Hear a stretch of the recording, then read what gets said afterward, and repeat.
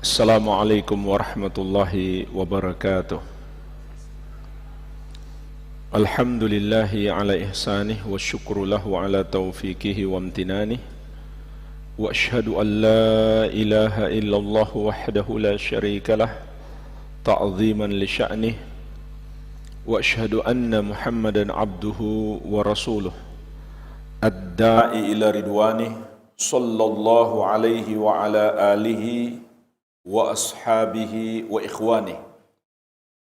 Amma ba'd, fa ikhwani fid din wa akhawati fillah, kaum muslimin wal muslimat rahimani wa rahimakumullah. Semoga Allah Subhanahu wa taala senantiasa mencurahkan rahmatnya kepada kita sekalian.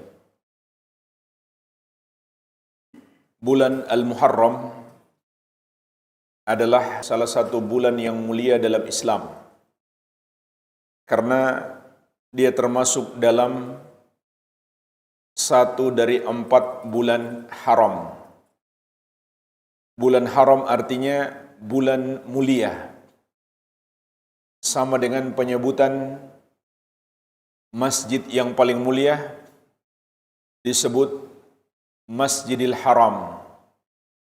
Maka bulan haram adalah bulan mulia. Di dalam Al-Quran, di surat At-Taubah ayat ke-36, Allah Subhanahu wa ta'ala mengingatkan kepada kita kemuliaan bulan-bulan ini. Inna iddatash syuhuri indallahi 12 syahran fi kitabillah yawma khalaqas samawati wal ard minha arba'atun hurumun. Sesungguhnya jumlah bulan di sisi Allah adalah sebanyak 12 bulan. Dalam ketetapan Allah, di hari Allah Subhanahu wa ta'ala menciptakan langit dan bumi. Minha arba'atun hurumun. Di antaranya, kata Allah Subhanahu wa ta'ala, ada 4 bulan haram.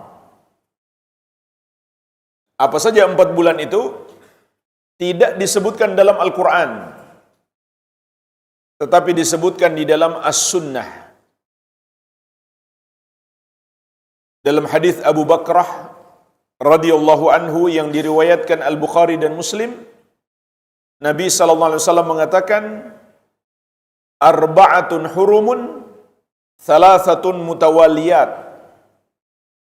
4 bulan haram, 3 yang pertama berurutan. Dzulqa'dah wa Dzulhijjah wal Muharram. Yaitu bulan Dzulqa'dah, Dzulhijjah dan Al-Muharram. Jadi kita masih dalam rangkaian 3 bulan haram yang berurutan. Wa Rajabun, dan yang keempat bulan Rajab. Inilah jamaah sekalian 4 bulan haram.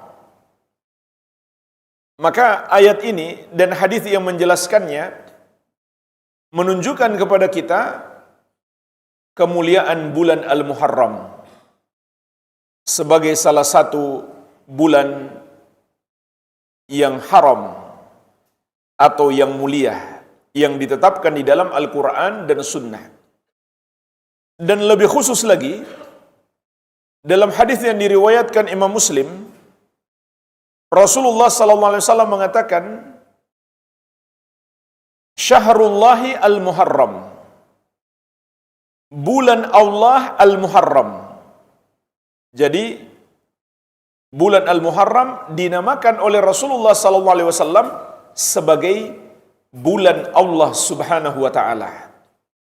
Menunjukkan di antara 4 bulan haram, Al-Muharram memiliki keistimewaan khusus, sehingga disebut bulan Allah Subhanahu wa ta'ala Al-Muharram. Imam Ibnu Katsir rahimahullah dalam tafsir beliau berkesimpulan wa ja'ala dzamba fihinna a'zam wal amala shalih wal ajra a'zam. Di bulan-bulan haram ini Allah jadikan dosa lebih besar, serta amal soleh dan pahala juga lebih besar. Jadi jemaah sekalian, karena kemuliaan bulan-bulan ini, orang yang berbuat dosa padanya, maka dosanya lebih besar, melebihi bulan-bulan yang lain. Karena kalau seseorang berbuat dosa di bulan ini, seakan dia tidak memuliakan apa yang dimuliakan oleh Allah Subhanahu wa ta'ala. Sama juga dengan berbuat dosa di bulan Ramadan. Bulan Ramadan juga bulan mulia. Maka berbuat dosa padanya menjadi lebih besar. Karena seakan-akan orang yang berbuat dosa padanya tidak memuliakannya. Demikian pula jemaah sekalian amal soleh. Pahala yang Allah akan berikan kepada kita di bulan-bulan haram lebih besar. Oleh karenanya, secara umum, kita dianjurkan memperbanyak amal soleh di 4 bulan haram ini. Di antaranya bulan Al-Muharram. Amal soleh apa saja? Hendaklah kita tingkatkan. Karena ini kesempatan emas untuk menambah bekal-bekal kita dalam perjalanan hidup kita setelah mati.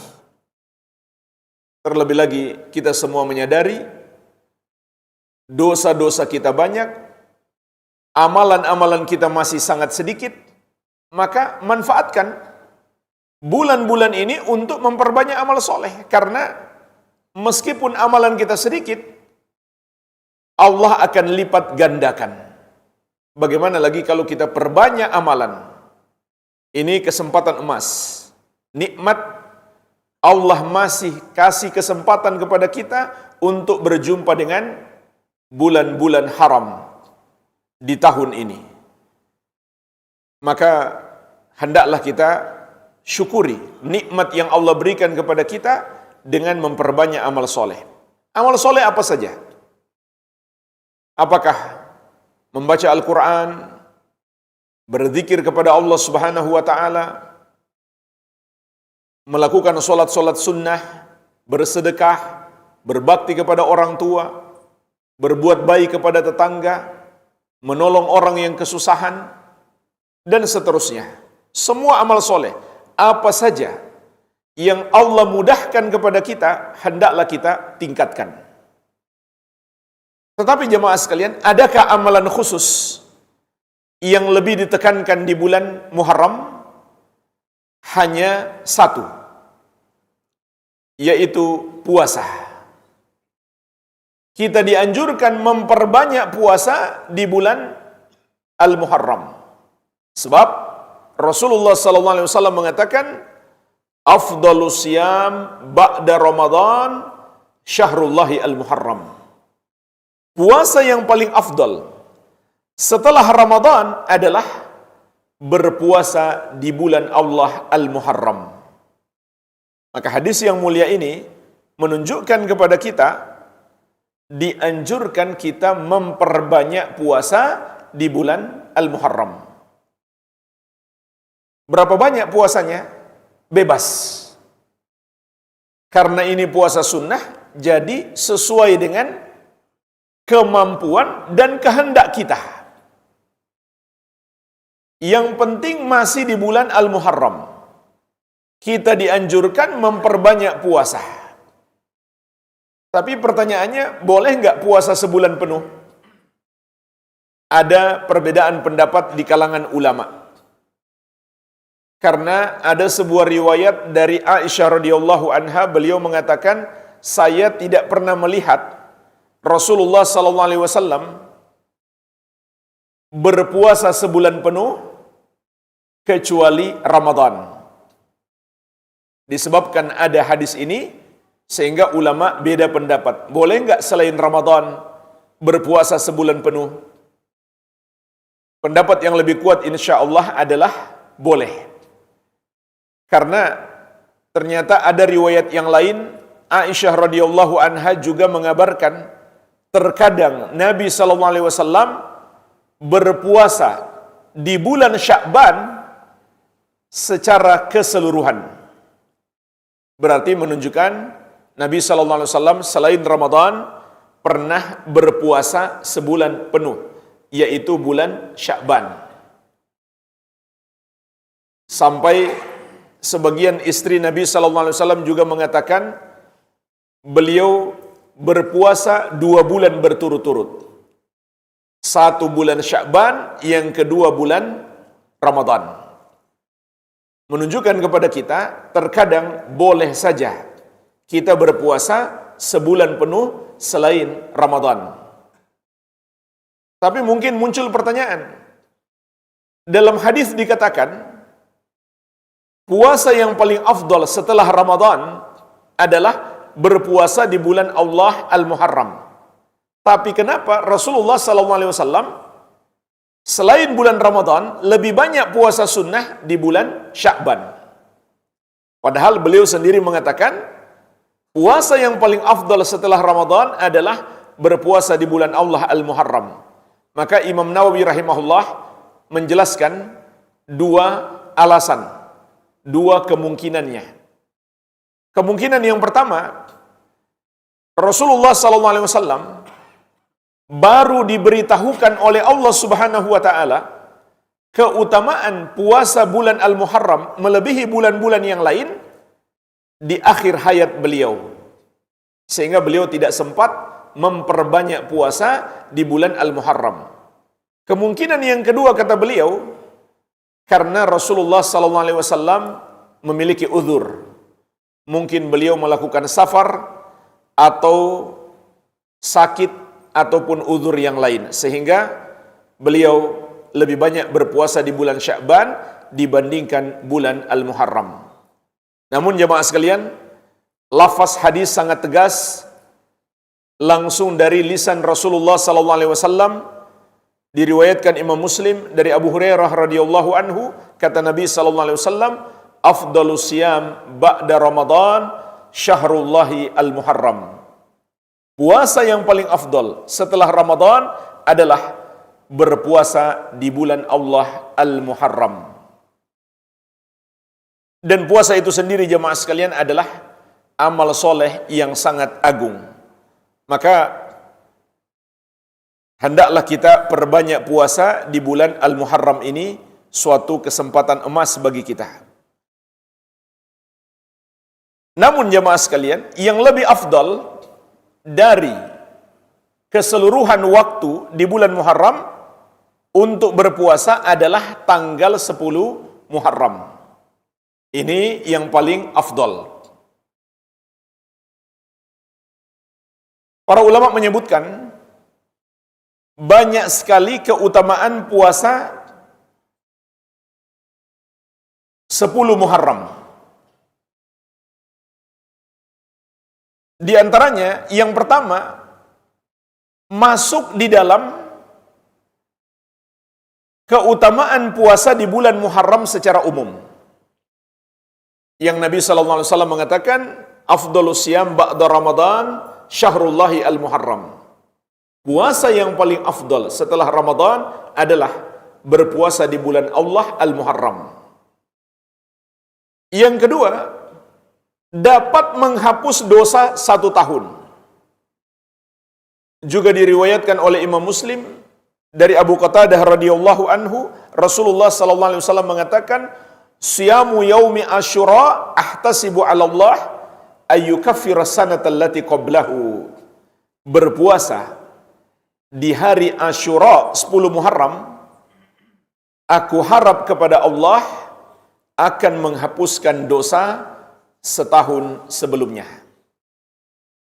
Jadi jangan kita sia-siakan.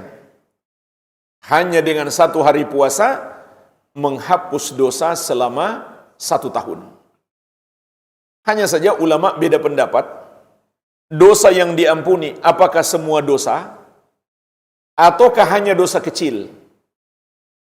Kebanyakan ulama berpendapat kalau sekedar puasa saja ataupun amal-amal soleh yang lain, maka itu hanya akan menghapuskan dosa kecil.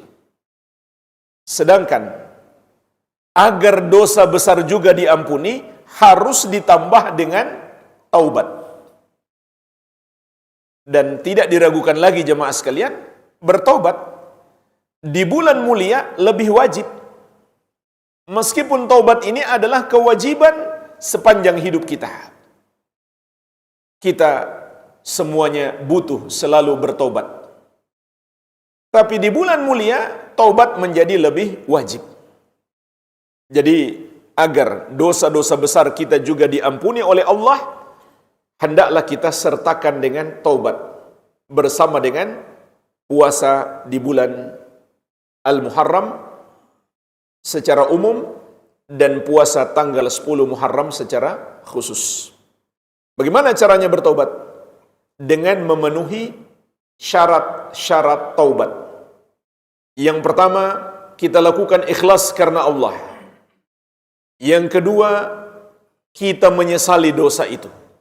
Dan ini hakikat taubat. Sebagaimana sabda Nabi sallallahu alaihi wasallam, at-taubatu an-nadam. Taubat itu adalah penyesalan.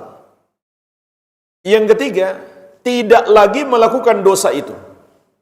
Yang keempat, bertekad tidak akan mengulanginya di masa yang akan datang. Yang kelima, belum habis waktunya. Kapan waktunya habis? Apabila kematian sudah datang menjemput atau matahari terbit dari arah barat. Dan apabila dosa itu berupa kezaliman kepada orang lain, maka ditambah dengan syarat yang keenam, minta maaf kepada orang yang kita zolimi, atau kembalikan haknya, atau minta penghalalan. Inilah jemaah sekalian cara bertobat dengan memenuhi 5 atau 6 syarat taubat. Keutamaan puasa Asyura yang ketiga adalah Rasulullah SAW sangat bersemangat menjaga puasa ini. Bersemangat untuk melakukannya. Sebagaimana dalam hadis yang diriwayatkan Al-Bukhari dan Muslim, Ibnu Abbas radhiyallahu anhuma mengatakan, "Ma ra'aitu an-nabiyya sallallahu alaihi wasallam yataharra siyama yaumin faddalahu ala ghairihi illa hadzal yaum yaum Asyura wa hadha syahr yakni syahr Ramadan." Aku tidak melihat Nabi sallallahu alaihi wasallam menjaga puasa di satu hari melebihi hari yang lain kecuali hari ini, yaitu hari Asyura dan bulan ini, maksudnya bulan Ramadan. Ini menunjukkan perhatian yang besar dari Nabi Muhammad SAW terhadap puasa Asyura. Bahkan yang keempat jemaah sekalian, puasa Asyura dulu hukumnya wajib sebelum ada puasa Ramadan. Para ulama menjelaskan puasa Asyura dulu hukumnya wajib sebelum diwajibkannya puasa Ramadan.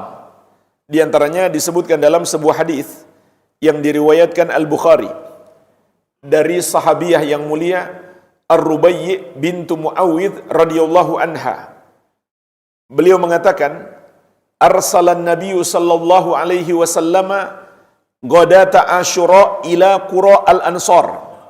Rasulullah sallallahu alaihi wasallam mengutus seseorang di pagi hari Asyura 10 Muharram menuju perkampungan kaum Ansar untuk menyampaikan pengumuman. Apa pengumumannya? Man asbaha muftiran falyutimma baqiyata yaumihi. Barang siapa memasuki waktu pagi dalam keadaan tidak berpuasa, maka hendaklah dia mulai berpuasa. Wa man asbaha shaiman falyasum. Dan barang siapa masuk waktu pagi dalam keadaan sedang berpuasa, hendaklah dia lanjutkan puasanya. Karena hari itu adalah hari Asyura. Nabi SAW baru menyadari hari itu adalah hari Asyura dan sudah pagi. Maka Nabi SAW memerintahkan yang tidak puasa segera mulai puasa. Yang sudah puasa lanjutkan. Ini menunjukkan puasa Asyura wajib.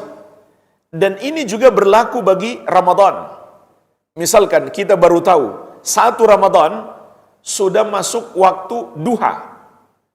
Tadi malam gak sempat berniat, tidak makan sahur. Maka saat itu kita mulai berpuasa. Ini juga dalil, andai terjadi di waktu Ramadan, saat itu kita mulai berpuasa. Dan itu hukumnya wajib.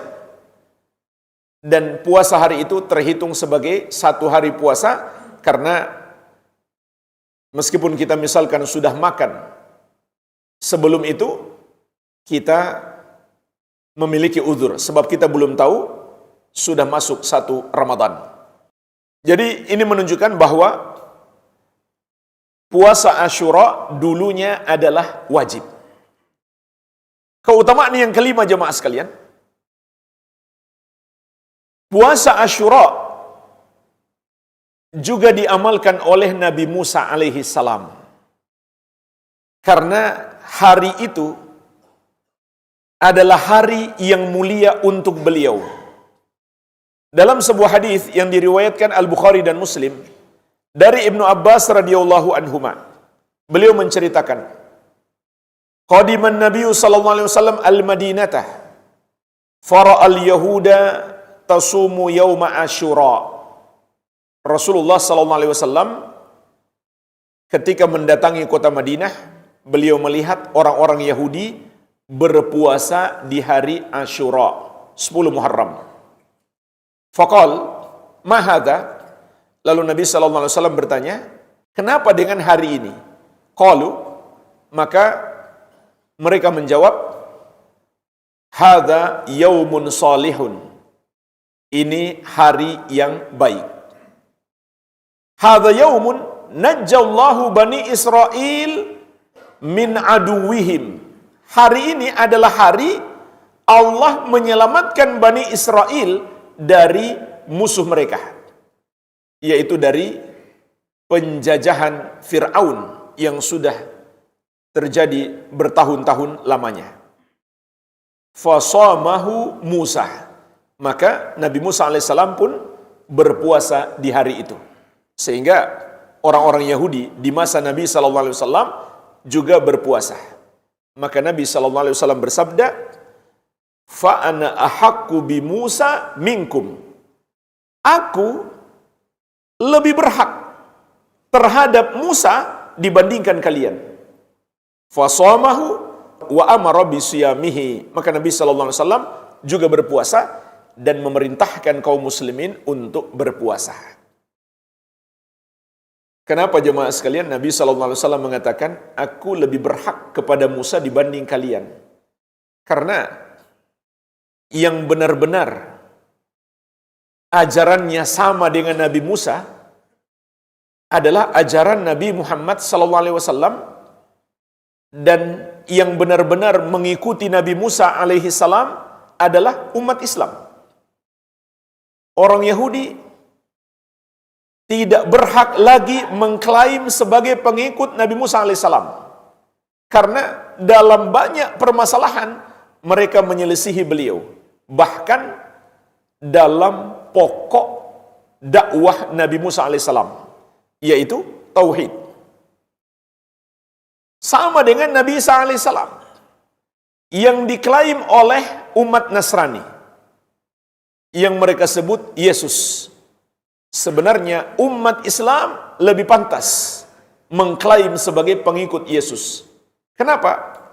Ajaran utama beliau hanya umat Islam yang mengamalkannya, yaitu menyembah hanya kepada Allah dan tidak mempersekutukannya dengan sesuatu apapun.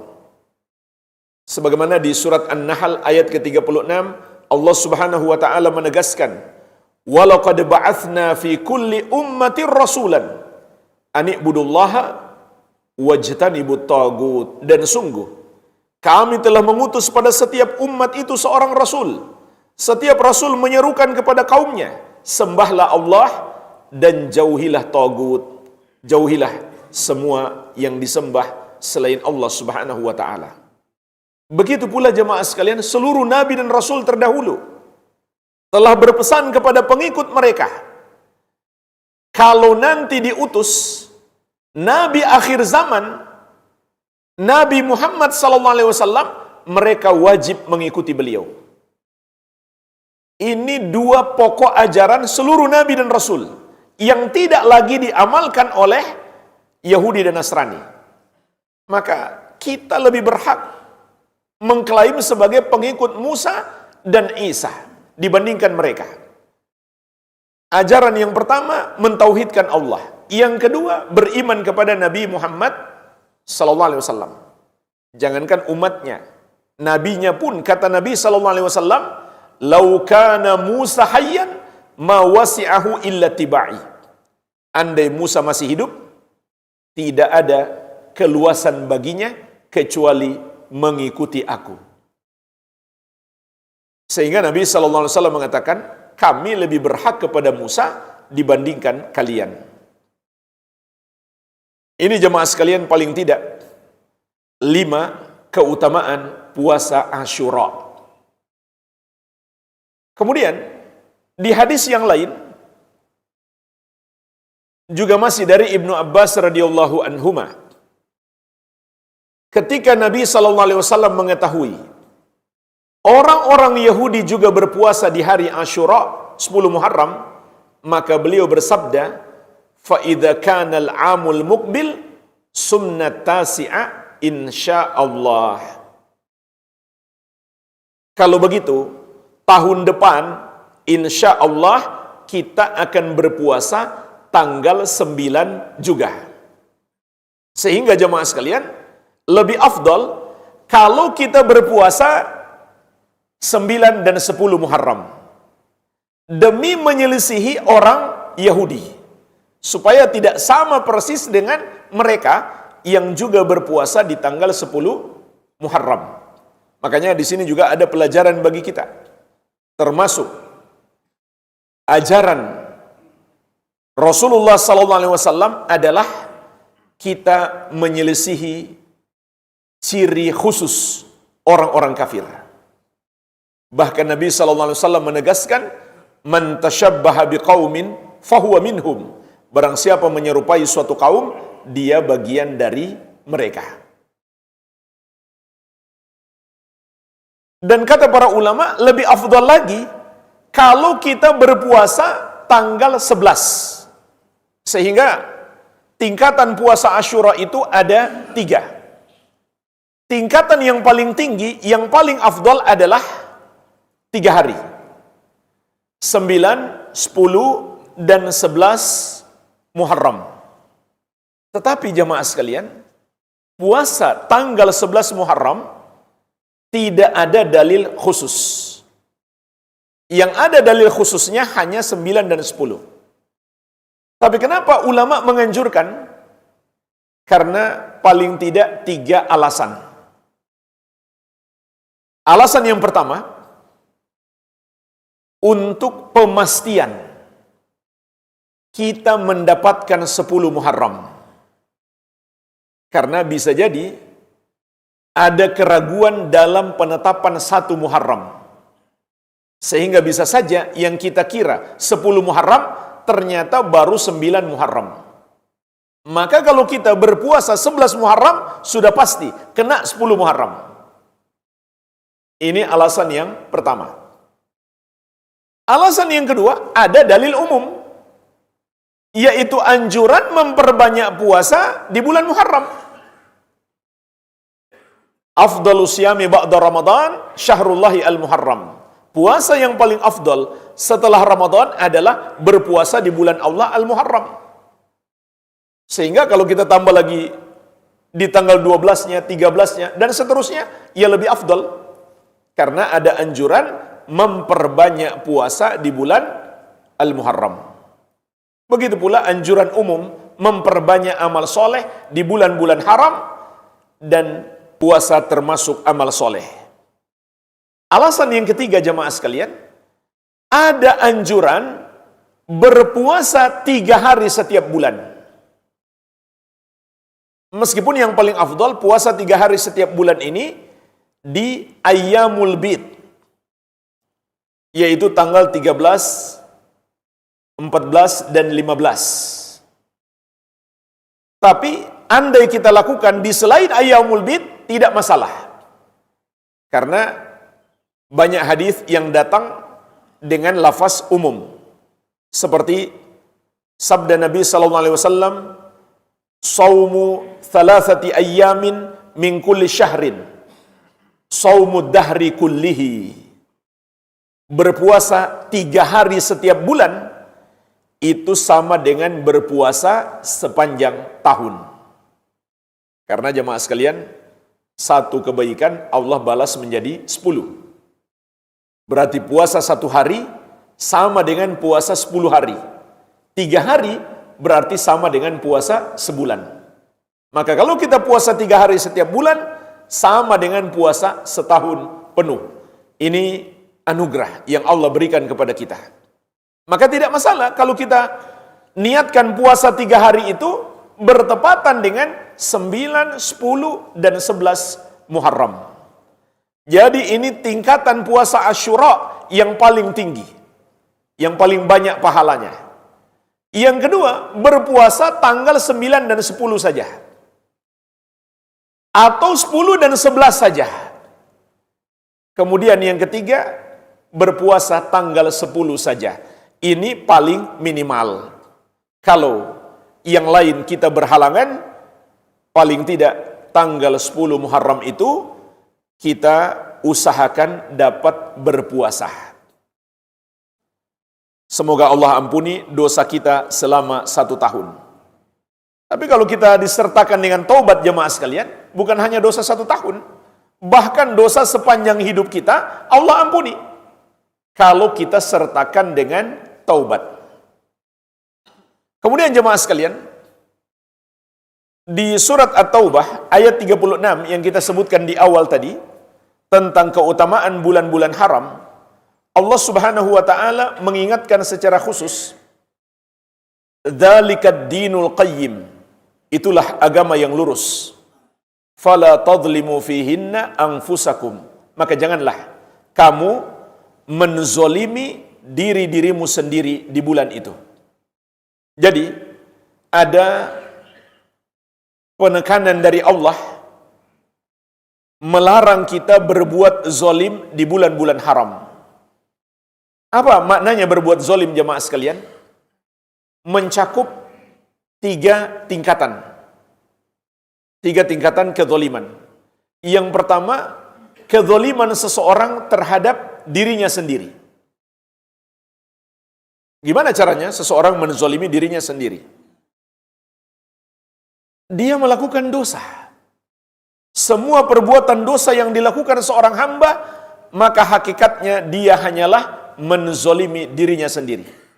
Dan Allah Subhanahu wa ta'ala sedikit pun tidak dirugikan. Dia hanyalah merugikan dirinya sendiri.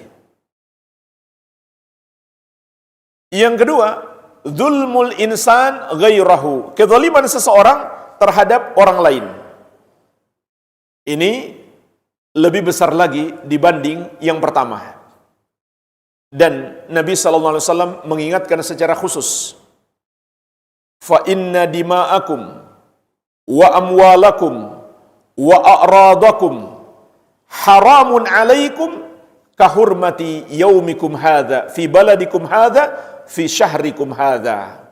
Sesungguhnya darah-darah kalian, harta-harta kalian, dan kehormatan-kehormatan kalian haram atas kalian, seperti haramnya hari kalian ini di negeri kalian ini, yaitu negeri Makkah yang mulia, dan bulan kalian ini, yaitu bulan haram. Jadi Nabi SAW mengingatkan 3 bentuk kezaliman kepada orang lain. Yang pertama, kezaliman terhadap darah, yaitu melukainya, dan yang paling berbahaya sampai menghilangkan nyawa saudara kita sesama muslim, ataupun nyawa yang haram dibunuh. Yang kedua, menzalimi hartanya, seperti mencuri, menipu, korupsi, dan lain sebagainya. Yang ketiga, kezaliman terhadap kehormatannya, seperti membuli, menghina, mencaci maki, dan menggibah. Ini secara garis besarnya kezaliman kepada orang lain yang hendaklah kita jauhi. Kemudian tingkatan kezaliman yang ketiga adalah azlamu zulm, kezaliman terbesar, yaitu perbuatan dosa syirik dan kufur. Sebagaimana di dalam Al-Quran Allah Subhanahu wa taala menegaskan, inna syirka la zulmun azim, sesungguhnya dosa syirik itu adalah kezaliman yang sangat besar. Juga firman Allah Subhanahu wa taala, wal kafiruna humudz zalimun. Orang-orang kafir itulah orang-orang yang zalim. Jadi jamaah sekalian, syirik dan kufur itu juga disebut kezaliman. Bahkan itulah kezaliman terbesar. Sayangnya jemaah sekalian, sebagian orang di bulan Al-Muharram malah melakukan dosa ini, dosa syirik. Contoh, menganggap bulan Muharram itu bulan keramat, sehingga dapat mendatangkan kesialan. Subhanallah, ini sebenarnya agak kurang ajar. Karena bulan yang dimuliakan dalam Islam malah dianggap bulan membawa sial. Padahal bulan yang mulia. Dan keyakinan seperti ini adalah syirik.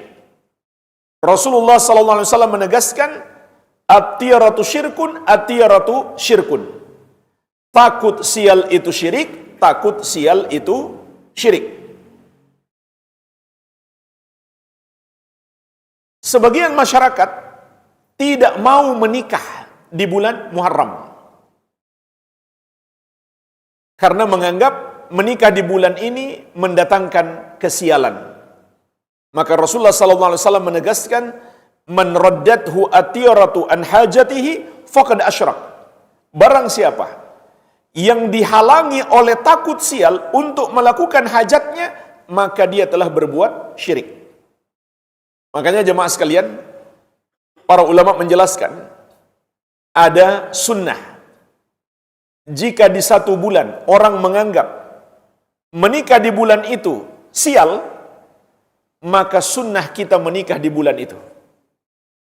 Jadi sunnah kita menikah di bulan Muharram.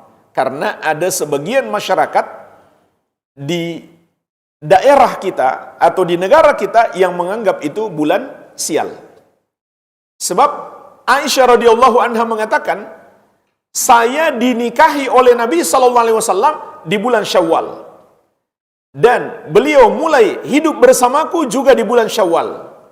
Kenapa? Kata para ulama, sebab di masa itu orang-orang jahiliyah masih menganggap bulan Syawal adalah bulan sial untuk menikah. Maka kalau di tempat kita yang mereka anggap bulan sial untuk menikah bulan Muharram, berarti sunnahnya kita menikah di bulan Muharram. Jadi yang mau menikah masih ada waktu ya. Masih mungkin persiapan. Ini sunnah untuk menyelisihi perbuatan mereka dan berdakwah dengan perbuatan kita bahwa ini bukan sesuatu yang patut dihindari, dan keyakinan bulan Muharram itu mendatangkan kesialan itu tidak berdasar. Bahkan jamaah sekalian, semua yang diyakini mendatangkan kesialan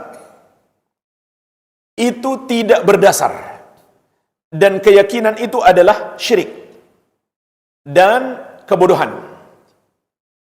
Ini kebodohan yang nyata. Tapi masih banyak orang yang percaya. Dan ini bukan cerita di kampung-kampung. Di kota-kota besar, di gedung megah,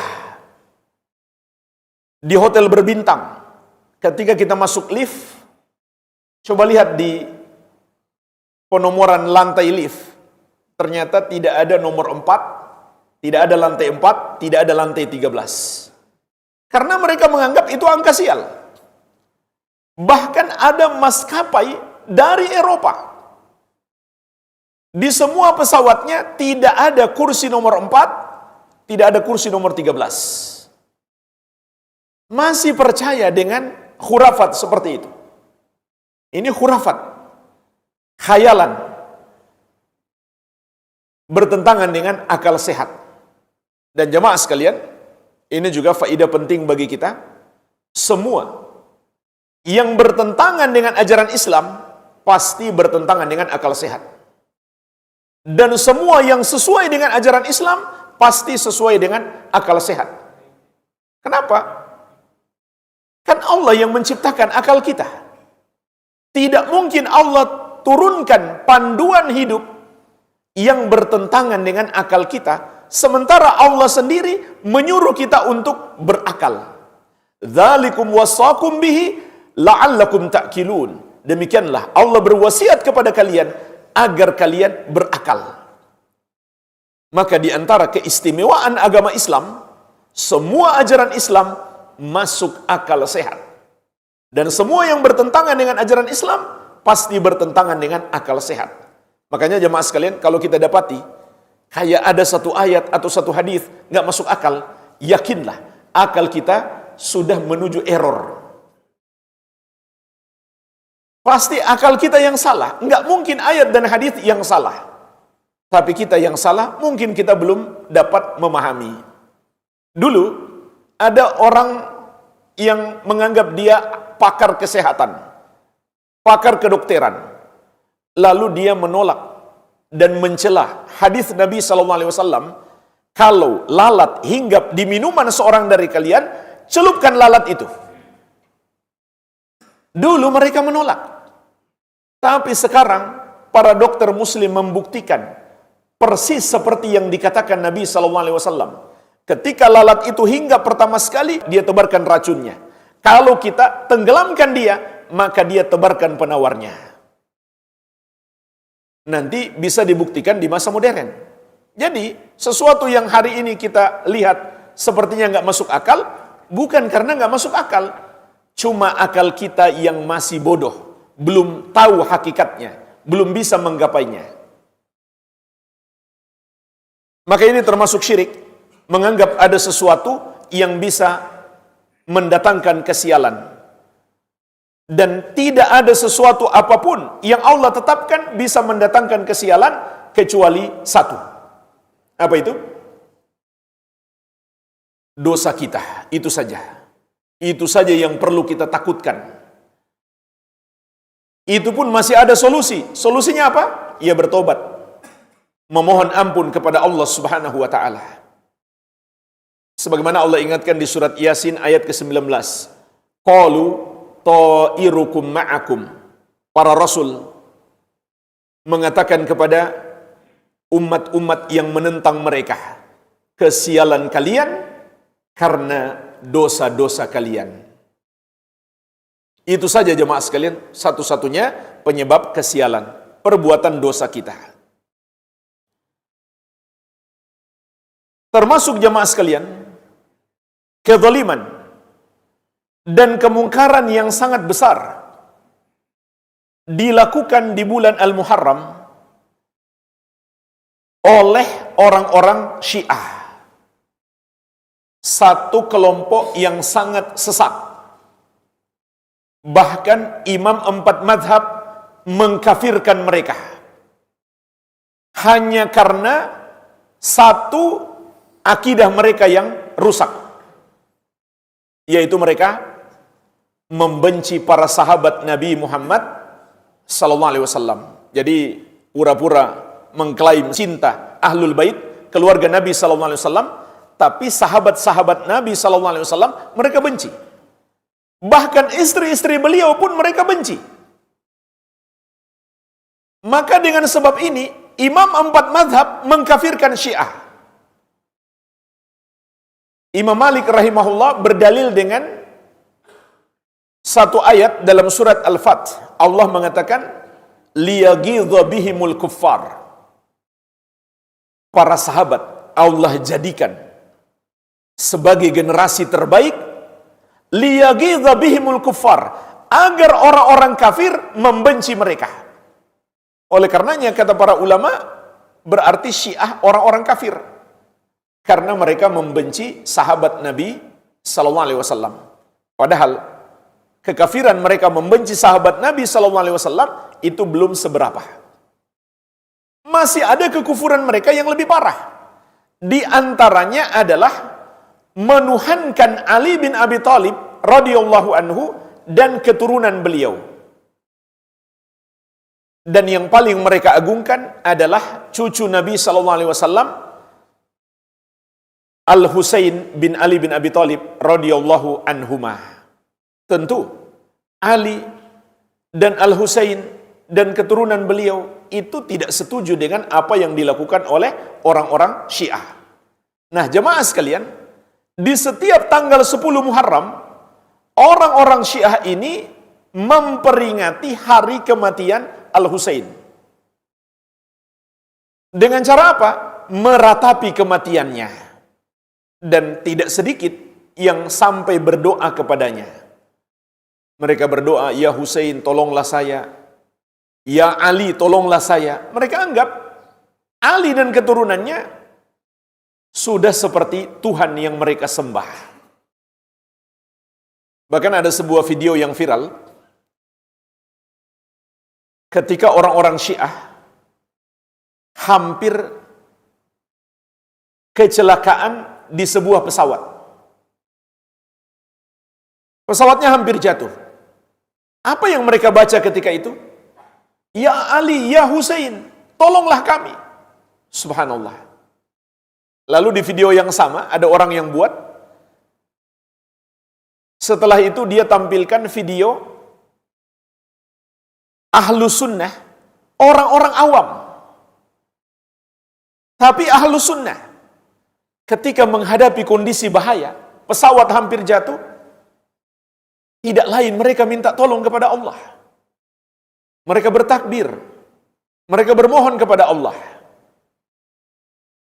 Orang Syiah sudah hampir mati, masih berbuat syirik. Nah, di tanggal 10 ini jemaah sekalian, mereka memanfaatkan juga sebagai momen untuk mengajak semakin banyak umat Islam menjadi pengikut mereka. Sehingga mereka rayakan besar-besaran. Bagaimana cara mereka merayakan? Dengan menyakiti diri mereka sendiri. Untuk meratapi kematian Al-Husain. Bahkan mereka buat alat khusus, alat semacam tali, tapi terbuat dari besi. Lalu mereka gunakan untuk memukul punggung mereka. Mungkin ada yang pernah lihat videonya. Mereka buat semacam pawai sepanjang jalan. Ada banyak orang, laki-laki dan perempuan. Laki-lakinya buka baju dan memukul punggungnya sampai berdarah-darah. Untuk meratapi kematian Al-Husain. Sambil menangis. Histeris. Padahal yang diperintahkan Nabi SAW adalah puasa. Dan perbuatan meratapi mayit itu sendiri adalah dosa besar. Rasulullah SAW melarang keras perbuatan itu. Beliau pernah bersabda, "Arba'un fi ummati min amril jahiliyah, la yatrukunahunna." Ada 4 pada umatku yang termasuk perangai jahiliyah yang belum mereka tinggalkan. Yang pertama adalah al-fakhru fil ahsab. Berbangga-bangga dengan keturunan. Bangga keturunan raja, bangga berasal dari negara tertentu, tanah air tertentu. Ini jahiliyah. Yang pantas kita banggakan itu cuma satu. yaitu agama kita, agama Islam. Karena dengan Islamlah seseorang itu mulia. Inna akramakum indallahi atqakum. Sesungguhnya yang paling mulia di antara kalian di sisi Allah yang paling bertakwa. Kalau kita menganggap suku bangsa kita, negara kita, keturunan kita, atau jabatan kita itu membuat kita mulia, maka itu termasuk jahiliyah. Yang kedua, wa ta'nu fil ansab, mencela nasab. Ini kebalikan dari yang pertama. Dia mencela nasab orang, dia menganggap nasab orang rendah. Yang ketiga, wal istisqa bin nujum, menisbatkan hujan kepada bintang. Ini ucapan orang jahiliyah. Mereka mengatakan kita dapat hujan karena bintang ini dan bintang itu. Dan ini termasuk syirik, karena hujan itu anugerah dari Allah Subhanahu wa taala. Dan yang keempat, wan niyaha, meratapi mayit. Jadi meratapi mayit itu termasuk jahiliyah. Bahkan Nabi SAW memberi peringatan keras. Kata beliau, an-naihatu idza lam tatub qabla mautiha tuqamu yaumal qiyamah wa 'alaiha sirbalu min qatiranin wa dir'u min jarab. Seorang wanita yang meratapi mayit, jika dia tidak bertobat sebelum mati, maka dia akan dibangkitkan di hari kiamat dalam keadaan menggunakan pakaian dari ter dan baju kurung dari penyakit kudis. Jemaah sekalian, kenapa disebut di sini wanita? Karena kebanyakan yang meratapi mayit itu wanita. Contoh, menangis dengan suara keras sampai histeris. Ini tidak dibenarkan. Ketika ada orang yang kita cintai wafat, lalu kita menangis sampai teriak-teriak. Menangis biasa saja boleh. Tapi kalau sampai teriak-teriak, histeris, maka ini termasuk meratapi mayit, dan kebanyakan yang melakukannya adalah kaum wanita sampai hari ini. Ternyata ada laki-laki juga yang melakukan, tapi dalam bentuk yang lain, yaitu orang-orang Syiah. Di hadis yang lain Nabi SAW mengatakan, laisa minna man latamal khududa wa syaqqal juyuba wa da'a bid'wal jahiliyah. Bukan bagian dari kami orang yang ketika ditimpa musibah dia menampar-nampar pipi, menyakiti dirinya sendiri, dan merobek-robek pakaian, merusak propertinya sendiri, dan menyeru dengan seruan jahiliyah. Ini hadis yang tegas melarang perbuatan mereka, menyakiti diri sendiri karena tertimpa musibah. Ini dilarang keras oleh Nabi Muhammad SAW. Karena jemaah sekalian, perbuatan itu seakan ingin memprotes takdir yang Allah tetapkan. Sehingga itu termasuk dosa yang sangat besar, dan itu menunjukkan ketidaksabaran menghadapi musibah yang Allah berikan. Tapi subhanallah, oleh orang-orang Syiah, mereka anggap itu ibadah. Mengekspresikan kesedihan atas kematian cucu Nabi SAW, Al-Husain bin Ali bin Abi Thalib radhiyallahu anhuma. Padahal jamaah sekalian, kalau kita kembali kepada sejarah, penyebab kematian Al-Husain justru adalah orang-orang Syiah itu sendiri. Bacalah sejarah, bagaimana ceritanya Al-Husain sampai wafat di Irak. Padahal beliau itu kan tinggal di kota Madinah. Lahir dan besar di kota Madinah. Kenapa sampai wafat di Irak? Karena orang-orang Syiah di masa itu, mereka mengirimkan surat yang sangat banyak kepada beliau, meminta beliau datang ke negeri mereka, karena mereka ingin menjadi pendukung beliau, ingin membela beliau. Maka Al-Husain pun terpengaruh. Banyak sahabat-sahabat Nabi SAW yang mencoba menghalangi beliau, tapi beliau bersikeras untuk berangkat. Sesampainya beliau di Karbala, di satu tempat di Irak, beliau dihadang oleh pasukan gubernur Irak ketika itu. Gubernur yang zalim, tanpa persetujuan khalifah. Dia menyerang Al-Husain, Terjadilah peperangan sampai Al-Husain terbunuh. Pertanyaannya jemaah sekalian, di mana orang-orang Syiah yang mengundang beliau? Mereka semuanya lari, ketakutan, tidak berani melawan pasukan tersebut, tidak berani membela Al-Husain. Jadi mereka menipu beliau. Mereka pengkhianat. Maka hari ini mereka bersedih, itu hanyalah kesedihan yang palsu. Dan lebih daripada itu jemaah sekalian, yang mereka klaim sebagai kuburan Al-Husain hari ini di Karbala, mereka sikapi secara melampaui batas. Mereka datang ke kuburan itu untuk berdoa kepada Al-Husain. Mereka tawaf di kuburan beliau. Bahkan mereka mengatakan berziarah ke kuburan Al-Husain lebih afdal daripada 9 kali haji. Itu ajaran orang-orang Syiah. Kalau kita bahas kesesatan mereka, nggak ada habisnya. Karena prinsip agama mereka harus berbeda dengan Ahlus Sunnah. Nggak boleh sama. Sampai mereka mengatakan, Al-Quran kita pun beda. Kami punya Al-Quran sendiri yang disebut Mushaf Fatimah. Kata mereka, 3 kali lebih besar daripada Al-Quran, dan 1 huruf pun tidak ada yang sama. Lalu di mana Al-Quran itu? Mereka bilang, nanti muncul di akhir zaman, bersama dengan Imam Mahdi. Imam Mahdinya lagi kemana? Lagi masuk ke sebuah got, belum keluar-keluar. Nanti dia akan keluar. Nah, dan mereka punya keyakinan, kalau terjadi banyak kekacauan, Imam Mahdi ini akan keluar. Itulah sebabnya jemaah sekalian, di antara penyebab kekacauan di Timur Tengah hari ini adalah Iran. Kekacauan yang terjadi di Yaman, itu ulah Iran. Pembantaian kaum muslimin di Suriah, itu ulah Iran. Rezim Suriah dahulu, yang Syiah, dia nggak punya kekuatan. Jumlah mereka minoritas. Tapi kenapa dia begitu kuat? Membantai rakyatnya sendiri. Karena di belakangnya adalah Iran.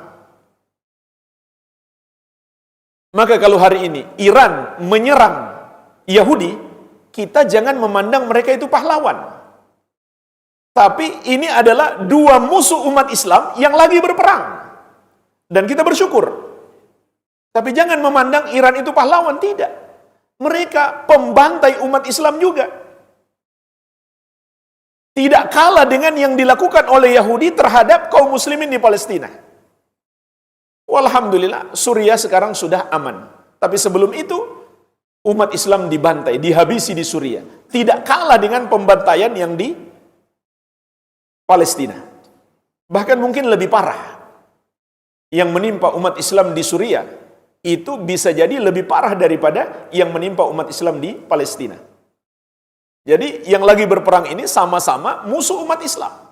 Kita bersyukur, alhamdulillah, umat Islam jadi agak tenang karena mereka berperang. Jangan kita menganggap Iran itu sebagai pahlawan. Dan seluruh negara Islam, seluruh majelis ulamanya, itu menyatakan Syiah sesat. Hanya Iran satu-satunya negara yang resmi mengakui Syiah, bahkan dijadikan sebagai mazhab resmi negara. Tapi selain Iran, semua negara Islam, seluruh majelis ulamanya menyatakan Syiah sesat. Dan Majelis Ulama Indonesia pernah menerbitkan buku khusus tentang kesesatan Syiah.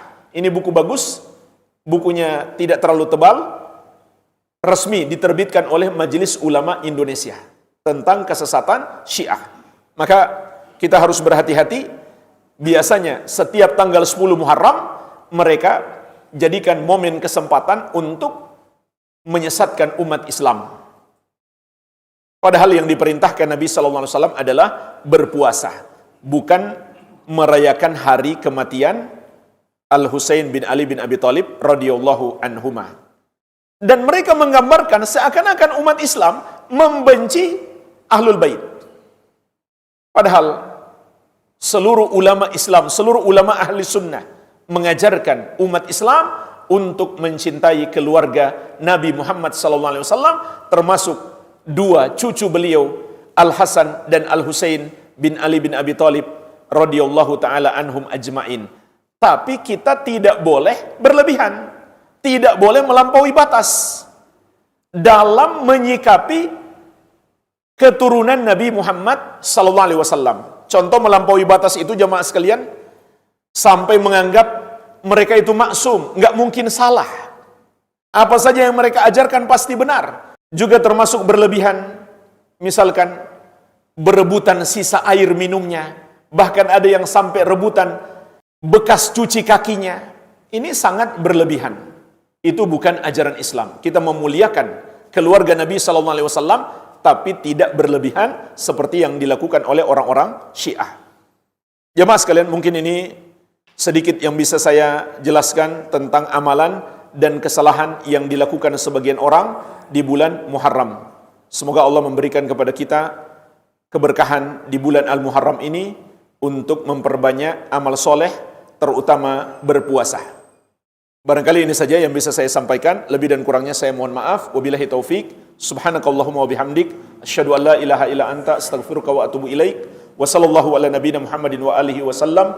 Walhamdulillahi rabbil alamin. Wassalamualaikum warahmatullahi wabarakatuh. Al-Amwah menemani ibadahmu juga hijrahmu.